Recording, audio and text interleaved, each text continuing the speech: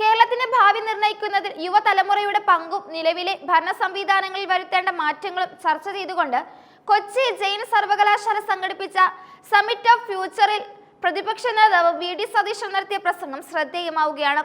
കേരളത്തിലെ അഭ്യസ്തവിദ്യരായ യുവാക്കൾ തൊഴിൽ തേടിയും ഉപരിപഠനത്തിനായും കൂട്ടത്തോടെ വിദേശ രാജ്യങ്ങളിലേക്ക് കുടിയേറുന്ന പ്രവണത സംസ്ഥാനത്തിന്റെ സാമൂഹികവും സാമ്പത്തികവുമായ ഘടനയിൽ വരുത്തുന്ന ആഘാതങ്ങളെക്കുറിച്ച് അദ്ദേഹം ഗൗരവകരമായ നിരീക്ഷണങ്ങൾ പങ്കുവച്ചു.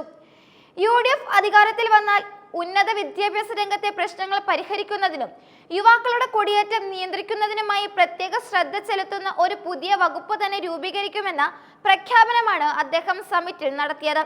കുടിയേറ്റത്തിന്റെ സ്വഭാവത്തിൽ വന്ന മാറ്റം കേരളത്തിന്റെ സാമ്പത്തിക വ്യവസ്ഥയെ എങ്ങനെ ബാധിക്കുന്നുവെന്ന് അദ്ദേഹം വിശദീകരിച്ചു. മുൻകാലങ്ങളിൽ മലയാളി യുവാക്കൾ പ്രധാനമായും ഗൾഫ് രാജ്യങ്ങളിലേക്കായിരുന്നു പോയിരുന്നത്. ഗൾഫ് കുടിയേറ്റത്തിലൂടെ വിദേശ പണം വലിയ തോതിൽ കേരളത്തിലേക്ക് ഒഴുകിയെത്തിയിരുന്നു. എന്നാൽ ഇന്ന് സ്ഥിതി വ്യത്യാസമാണ്. ഉന്നത പഠനത്തിനായി യൂറോപ്യൻ രാജ്യങ്ങളിലേക്കും അമേരിക്കയിലേക്കുമാണ് ഭൂരിഭാഗം യുവാക്കളും പോകുന്നത്. അവിടെ പഠനം പൂർത്തിയാക്കി അവിടുത്തെ തൊഴിൽ മേഖലയുടെ ഭാഗമാകുന്ന ഇവർ നാട്ടിലേക്ക് പണം അയക്കുന്ന സാഹചര്യം കുറവാണെന്നും അവർ അവിടെ തന്നെ സ്ഥിരതാമസമാക്കാനാണ് ആഗ്രഹിക്കുന്നതെന്നും സതീശൻ ചൂണ്ടിക്കാട്ടി. ഇത് കേരളത്തിലെ പ്രതിഭകളുടെയും സാമ്പത്തിക സ്രോതസ്സിന്റെയും ചോർച്ചയ്ക്ക് കാരണമാകുകയും ചെയ്യുന്നു. അനാവശ്യമായ രാഷ്ട്രീയ ഇടപെടലുകൾ വികസനത്തിന്റെ വേഗത കുറയ്ക്കുന്ന കാഴ്ചയാണ് കേരളത്തിൽ കാണുന്നത്. ഇതിനു പകരം കൃത്യമായ പ്ലാനിങ്ങും സുതാര്യതയും സ്വകാര്യ മേഖലയിലെ അച്ചടക്കവും കൂടിച്ചേർന്ന ഒരു ഭാവി സജ്ജമായ ഭരണകൂടമാണ് കേരളത്തിന് ആവശ്യമെന്ന് അദ്ദേഹം വ്യക്തമാക്കി. ഉന്നത വിദ്യാഭ്യാസ രംഗം നേരിടുന്ന ഗുണനിലവാര തകർച്ചയും രാഷ്ട്രീയവൽക്കരണവും യുവാക്കളെ കേരളത്തിൽ നിന്ന് അകറ്റുന്നു.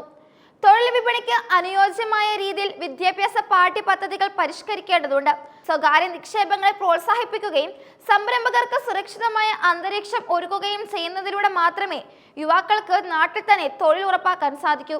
സർക്കാർ സംവിധാനങ്ങൾ കൂടുതൽ ആധുനികമാകണമെന്നും ഭരണനിർവഹണത്തിൽ നൂതന സാങ്കേതിക വിദ്യകൾ പ്രയോജനപ്പെടുത്തിക്കൊണ്ട് സുതാര്യത ഉറപ്പാക്കണമെന്നും അദ്ദേഹം ആവശ്യപ്പെട്ടു. കേരളത്തിന്റെ ഭാവിയെക്കുറിച്ച് ചിന്തിക്കുമ്പോൾ യുവാക്കളുടെ ശബ്ദത്തിന് കൂടുതൽ പ്രാധാന്യം നൽകുന്ന ഒരു രാഷ്ട്രീയ സംസ്കാരം ഉദയം ചെയ്യേണ്ടതുണ്ട്. അതേസമയം രാജ്യത്തെ നിലവാര രാഷ്ട്രീയ സാഹചര്യങ്ങളെക്കുറിച്ചും അഭിപ്രായ സ്വാതന്ത്ര്യത്തിന്മേലുള്ള കടന്നുകയറ്റങ്ങളെക്കുറിച്ചും രൂക്ഷമായ ഭാഷയിൽ വിമർശിച്ചുകൊണ്ട് AICC general secretary KC Venugopal MP സംസാരിച്ചു. ഇന്ത്യയിൽ ഇന്ന് സത്യം വിളിച്ചു പറയുന്നവർ രാജ്യദ്രോഹികളായി മുദ്രകുത്തപ്പെടുന്ന ദാരുണമായ അവസ്ഥയാണ് നിലനിൽക്കുന്നതെന്ന് അദ്ദേഹം ആരോപിച്ചു. ഇത് സംഘപരിവാർ ശക്തികൾ വളരെ കൃത്യമായി ആസൂത്രണം ചെയ്ത് നടപ്പിലാക്കുന്ന അജണ്ടയുടെ ഭാഗമാണ്. അധികാര കേന്ദ്രങ്ങളെ ചോദ്യം ചെയ്യുന്ന പ്രതിപക്ഷ നേതാക്കളെയും സാമൂഹിക പ്രവർത്തകരെയും വിവിധ അന്വേഷണ ഏജൻസികളെ ഉപയോഗിച്ചും വ്യക്തിഹത്യ നടത്തിയും നിശബ്ദരാക്കാൻ ശ്രമം നടക്കുന്നു. ജനാധിപത്യത്തിന്റെ കാതലായ വിയോജിപ്പുകളെ അടിച്ചമർത്തുന്ന പ്രവണത രാജ്യത്തിന്റെ ഐക്യത്തിനും അഖണ്ഡതയ്ക്കും ഭീഷണിയാണ്. ചോദ്യങ്ങൾ ഉന്നയിക്കുന്നവരെ ശത്രുക്കളായി കാണുന്ന രീതി ഒരു പരിഷ്കൃത സമൂഹത്തിന് യോജിച്ചതല്ലെന്നും വേണുഗോപാൽ ഓർമ്മിപ്പിച്ചു.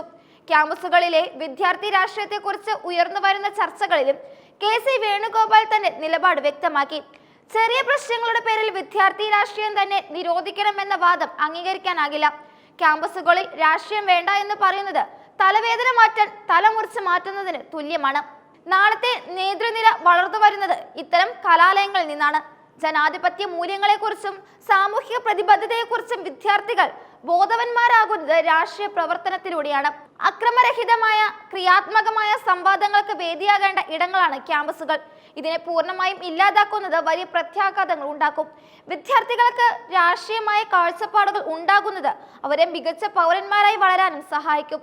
ആഗോളതലത്തിൽ നടക്കുന്ന ചർച്ചകളിൽ പങ്കാളികളാകാൻ മലയാളി യുവാക്കൾക്ക് സാധിക്കണമെങ്കിൽ അവർക്ക് മികച്ച വിദ്യാഭ്യാസത്തിനോടൊപ്പം തന്നെ രാഷ്ട്രീയമായ വ്യക്തതയും ആവശ്യമാണെന്ന് അദ്ദേഹം കൂട്ടിച്ചേർത്തു.